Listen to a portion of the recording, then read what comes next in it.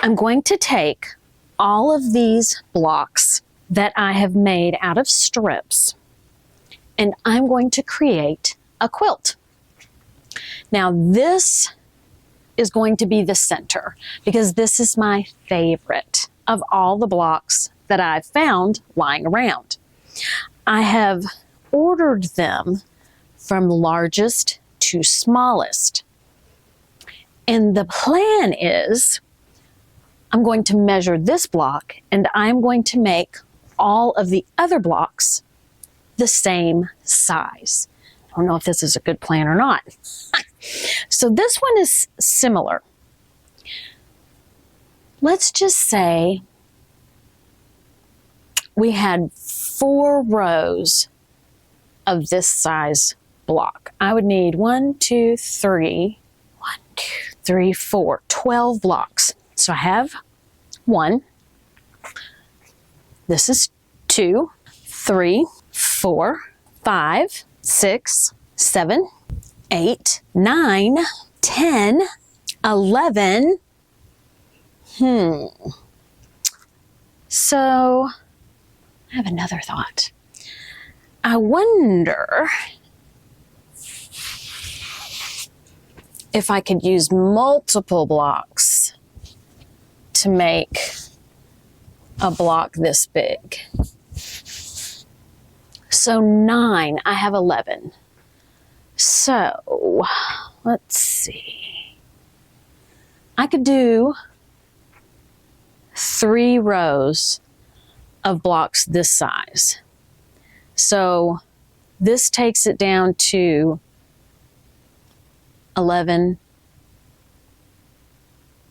10, not 9, right? Because I'm using 2 blocks for 1. 9, 10, and 11.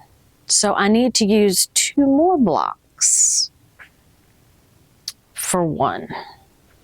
So I can put these 2 in 1 block, and I'll just make like a 4 patch.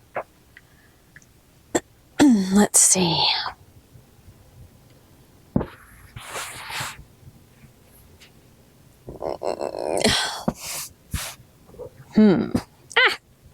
So those aren't really small enough. Out of all these blocks, this one matches the least. So I think what I'll do is I'll just save this orphan block for another project. And that should give me 9 blocks.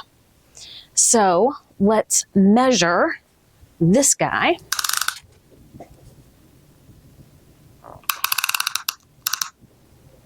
All right, so I have 24 3/4 by 24. It's actually more like 24 7/8. So it's kind of 24 7/8 by 24 7/8. So then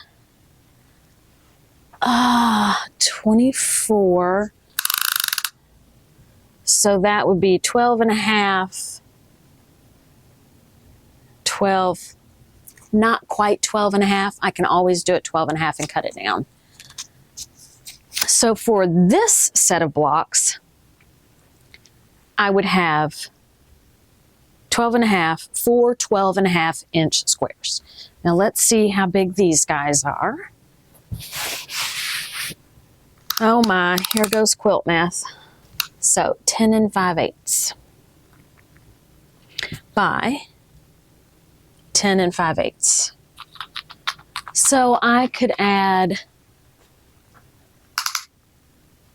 2-inch border, 10, 11, 12, a 2 3/4-inch border, and get it pretty close. Not 3/4 inch. 2 3/4 inches I can add, but I don't need that much because I've got 2 on each side. So that's 2.5, 1 1/4. So I'm going to add 1 1/4 inch borders around that one. Now I'm thinking this guy might be the same size. Yes, it is. All right, so better write this down. Write this down. Make a little note.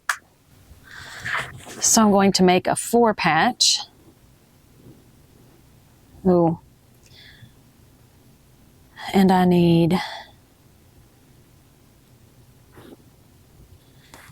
12 and a half.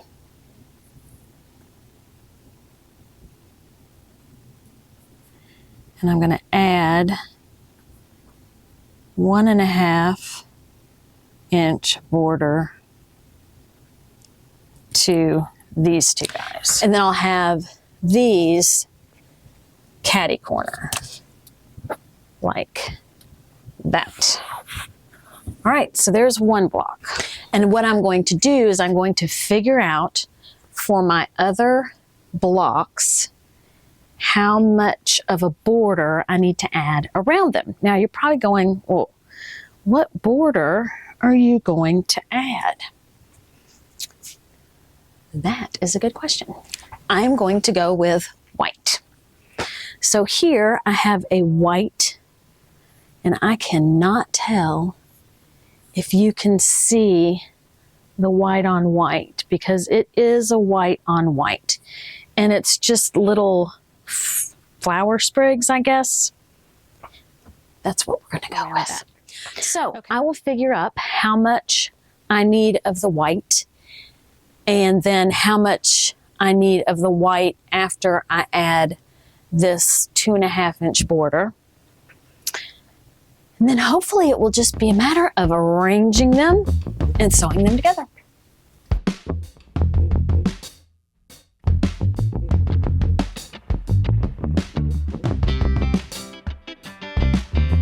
Apologies for this interruption, but we have some breaking news. You know what's coming up? The 3 Quilt Amigas retreat. You know what's going to make that retreat awesome? You are. So go sign up. Look in the description below. It will take you to the website. And if you have any questions, please reach out to the 3 Quilt Amigas at gmail.com. I cannot wait to meet you. Or see you again. I am on the last block of my Orphan block quilt, and it is this one. I saved this one for last, kind of, because it's going to be a little different.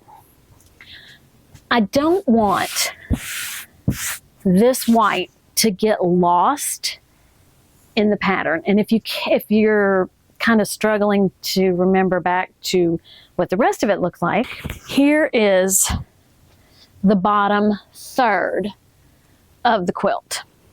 So any of my Orphan blocks, all I did was add white fabric, or if they were smaller Orphan blocks, I still just added white fabric to make the blocks all the same size as this big star block in the middle, which is my favorite block. This is the last block. I can add it to the top row, add the top row to the bottom 2 rows, and I have a quilt top done. So let me get these borders on. My quilt top is complete. How pretty is this? I am very pleased. I love the colors. And this block is awesome. Thank you for watching. Have a great day. Eat some chocolate and be kind to everyone. Until next time, bye.